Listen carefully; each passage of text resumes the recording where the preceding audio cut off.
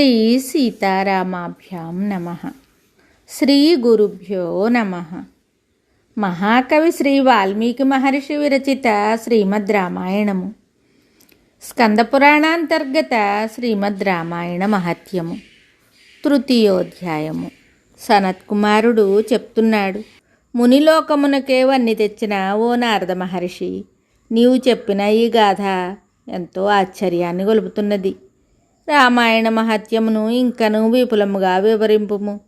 మరియు ఇతర మాసములలో రామాయణ పఠన శ్రవణముల ఫలితములను కూడా దయతో తెలుపుము. ఓ మునీశ్వర, ఆ విశేషములను మీ నోట విన్నప్పుడే మాకు నిజమైన తృప్తి కలుగుతుంది.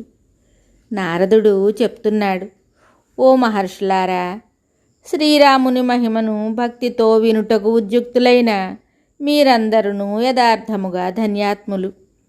ఇందు సందేహము లేదు. ఎవరెంతగా ప్రయత్నించినను శ్రీరాముని మహత్యమును గూర్చి వినడి భాగ్యం అబ్బుట దుర్లభము అని బ్రహ్మవాదులైన మునులు పేర్కొన్నారు. ఓ ఋషులారా, వినండి. చిత్రమైన ఈ రామాయణేతిహాసము అతి ప్రాచీనమైనది. సమస్త పాపములను పారద్రోలునది, సమస్త క్లేశములను నిర్మూలించునది. పూర్వకాలమున ద్వాపరయుగమున సుమతి అను ఒక మహారాజు ఉన్నాడు. అతడు చంద్రవంశమున పుట్టినవాడు, సద్గుణ సంపన్నుడు, 7 ద్వీపములకు ఏకైక ప్రభువు, ధర్మాత్ముడు, సత్యసంధుడు, సకల సంపదలతో తొలతూగుచున్నవాడు. అనుక్షణము రామకథలను వినుటయందే నిమగ్నుడై ఉండేవాడు. అహంకారము లేనివాడు. అతడు నిరంతరము స్వయముగా శ్రీరాముని పూజించుచుండుటే కాక రామపూజాపరాయణులను భక్తి శ్రద్ధలతో సేవించుచుండెడివాడు. పూజ్యులను పూజించుటలో నిరతుడు. ఎట్టి తారతమ్యములను చూపక అందరినీ సమానముగా గౌరవించుచుండెడివాడు. ఉదారబుద్ధి గలవాడు. ఆ రాజు అందరికీ మేలు చేయుచుండెడివాడు. తనకు ఇతరులు చేసిన మేలును మరువనివాడు. అతడు చక్కని కీర్తి ప్రతిష్టలు గలవాడు. ఆ సుమతి ప్రభు యొక్క భార్య మిగుల గుణవంతురాలు. ఆమె పేరు సత్యవతి. ఆమె సర్వశుభలక్షణములు కలది, పతివ్రత. ఆమె తన పతిని ప్రాణములతో సమానముగా చూసుకుంటుంది. ఆ దంపతులు ఇరువురును నిరంతరము రామాయణ పఠన శ్రవణములయందే నిమగ్నులై ఉందురు. వారు నిత్యము అన్నదానములతో జలదానములతో భూతతృప్తి కలిగించుచుంటారు.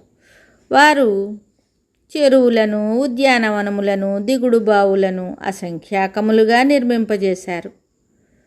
మహాత్ముడైన ఆ మహారాజు ప్రవచన సమయమునందును శ్రవణ సమయమునందును భక్తి శ్రద్ధలతో రామాయణమునందే నిమగ్నుడై ఉండును.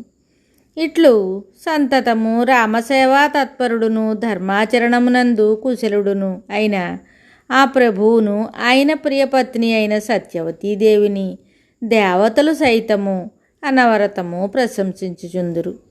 ముల్లోకములలోనూ మిక్కిలి ధార్మికులుగా వాసిగాంచిన ఆ దంపతులను చూడగోరిన వాడై విభాండక మహర్షి ఎంతోమంది శిష్యులతో కూడి అక్కడికి ఇచ్చేశాడు. ఆ మహాముని రాకను చూసి ఆ మహారాజు భార్యా సమేతుడై పూజా ద్రవ్యములను సమృద్ధిగా కొని ఎదురేగి ఆయనను దర్శించాడు. తరువాత ఆ మహారాజు అతిథి సత్కారములతో ఆ మునిని సంతృప్తిని గావించి ఉన్నతాసనముపై ఆయనను ఆసీనుని గావించెను. అతడు అంతకంటెను ఎత్తు తక్కువగానున్న ఒక ఆసనమున కూర్చుండి అంజలి ఘటించి వినమ్రుడై ఆ మహర్షితో ఇలా అన్నాడు. రాజు చెప్తున్నాడు, అయ్యా పూజ్య మహర్షి, మీ ఆగమనముతో నేను ధన్యాత్ముడనైతిని. సత్పురుషుల రాక సుఖ సంతోషములను గూర్చునని పెద్దలు చెప్తారు. మహాత్ముల అనుగ్రహము ప్రసరించడి చోట సమస్త సంపదలను, కీర్తి ప్రతిష్టలను, అంతులేని ఆనందము, ధనధాన్యములను, సంతాన సమృద్ధియు వెల్లువిరిచుండునని ప్రాజ్ఞులు చెప్తారు. ఓ మహాముని, సత్పురుషుల కరుణ ప్రసరించడి చోట అనవర్తము సకల శ్రేయోభివృద్ధులను సమకూరుచుండును. ఓ బ్రహ్మర్షి, విప్రోత్తముల యొక్క పవిత్ర పాదోదకములను శిరసును ధరించిన వానికి సకల తీర్థముల యందును మునిగిన సత్ఫలములు లభించును. ఇందుకు సందేహము లేదు. ఓ బ్రహ్మర్షి, శాంతాత్మ, నా సమస్త సంపదలను, భార్యాపుత్రులను మీ పాదముల చెంత సమర్పించుచున్నాను. ఈ సేవకుడు ఇంకనూ మీకు ఏమి చేయవలెనో ఆజ్ఞాపింపుడు. వినయముతో నమస్కరించుచున్న ఆ భూపతిని చూసి విభాండక మహాముని ఆయనను తన కరతలముతో స్పృశించి మిగులు సంతోషముతో ఇలా అన్నాడు. మహర్షి చెప్తున్నాడు, ఓ మహారాజా, నీవు పలికిన మాటలన్నీయును మీ వంశోన్నతికి తగినట్లుగా ఉన్నవి. ఇట్టి వినయశీలురు అందరూ పరమశ్రేయస్సును పొందుతారు. ఓ భూపాల, సన్మార్గములో సాగిపోవుచున్న నీ ఎడ నేను ప్రసన్నుడనైతిని. ఓ మహాత్మా, నీకు శుభ పరంపర ప్రాప్తించుగాక. నేను అడిగిన విషయములను విశదపరచుము. శ్రీ మహావిష్ణువును సంతృప్తిపరచడి పురాణములు ఎన్నో ఉన్నాయి. మాఘమాసమునందును రామాయణ ప్రవచన శ్రవణములకు పూనుకుంటివి. పరమసాధ్వి అయిన నీ ధర్మపత్నియు ఈ రామకార్యమున నీకు సహధర్మచారిణి అయి నిలిచినది. ఇట్టి మీ సేవా కార్యక్రమములకు కారణమేమో సవిస్తరముగా తెలుపుము. మిగతా కథ తరువాయి భాగంలో తెలుసుకుందాము. శుభం.